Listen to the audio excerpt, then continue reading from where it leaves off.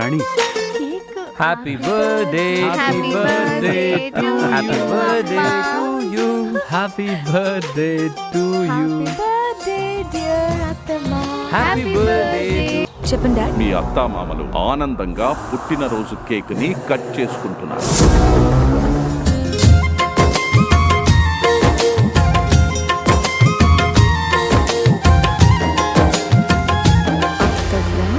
మేము లేకుండా మీరందరూ కలుస్తారా?